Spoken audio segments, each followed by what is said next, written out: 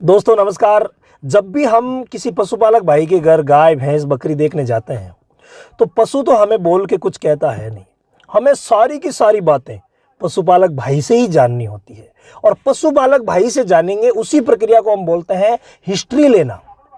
अब हिस्ट्री में कई ऐसे महत्वपूर्ण बिंदु है जो हो सकता है हमें ही ना आते हो, लेकिन आज कुछ ऐसे टिप्स मैं आपको बताने जा रहा हूं जिससे आप आसानी से पशु की पूरी हिस्ट्री ले सकते हैं।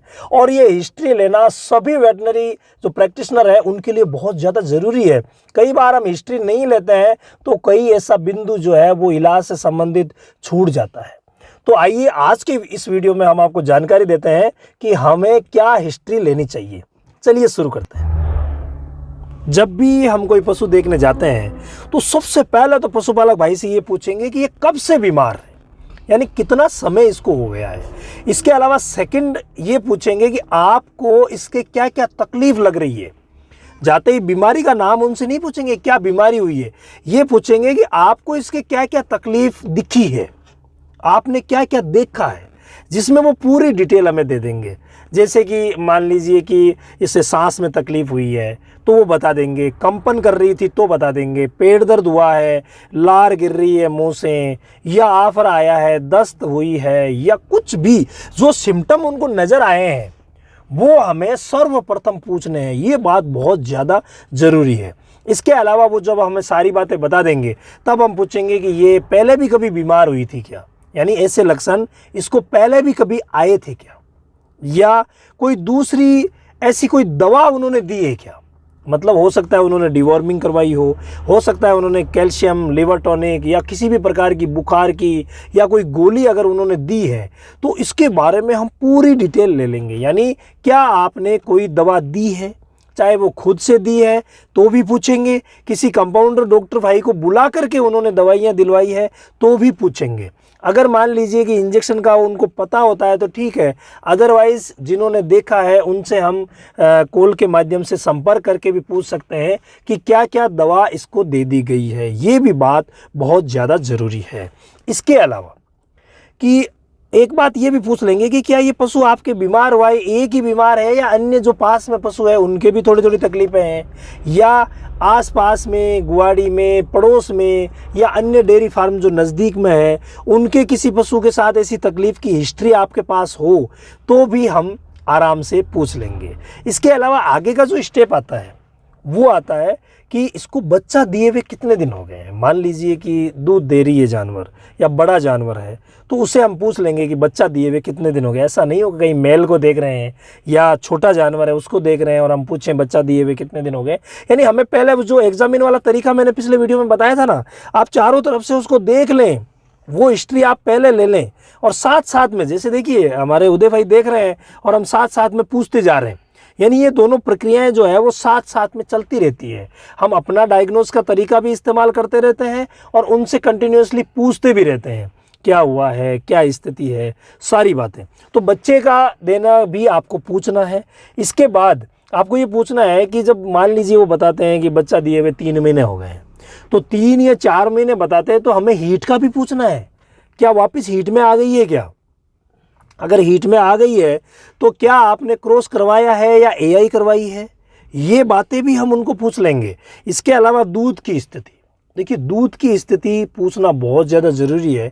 हालांकि पशुपालक जाते ही पहले दूध का ही बोल देते हैं कि सर कल से इसने दूध ही नहीं दिया, सुबह से दूध नहीं दिया, दूध सूख गई है, तो वही बता देंगे। लेकिन हमें जो दूध के बारे में पूछना है वो ये पूछना है कि क्या चारों थनों से, अगर गाय भैंस है तो चारों थनों से दूध बराबर आ रहा है, अगर बकरी है तो हम पूछेंगे कि क्या दोनों थनों से बराबर दूध आ रहा है क्या। ये भी पूछना ज़रूरी है। क्या दूध में कोई चितड़ा आ रहा है, या दूध गर्म करने के बाद फट रहा है, या दूध में कोई ललाई है, यानी कि खून जैसी कोई मात्रा तो दूध में नहीं है।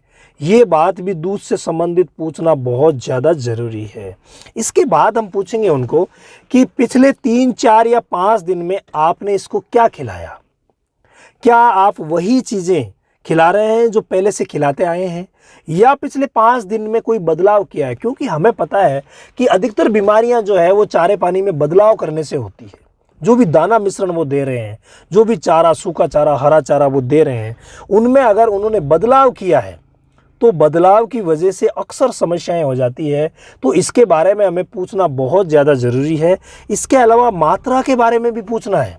कई बार पशु को ज़्यादा खिला देते हैं, तो ज़्यादा खिलाने की वजह से भी प्रॉब्लम हो जाती है। तो मात्राओं का ज्ञान भी बहुत ज़्यादा ज़रूरी है। अब अगली बात आती है पानी की, क्योंकि पानी से संबंधित जानकारी भी हम लेंगे। क्या पिछले 3 दिन में पशु ने पानी पिया? अगर पिया तो कितना पिया? आपने कैसा पानी पिलाया? और रेगुलरली आप इसे कैसा पानी पिला रहे हैं? क्या कहीं बाहर से पानी पिला रहे हैं, या अपनी बोरवेल का पानी पिला रहे हैं, या अन्य पशुओं के साथ इसे पानी पिला रहे हैं? यानी पानी की जानकारी हमें पूरी लेनी है। अगर उन्होंने पानी के मामले में कोई मिस्टेक की है तो वो बता देंगे।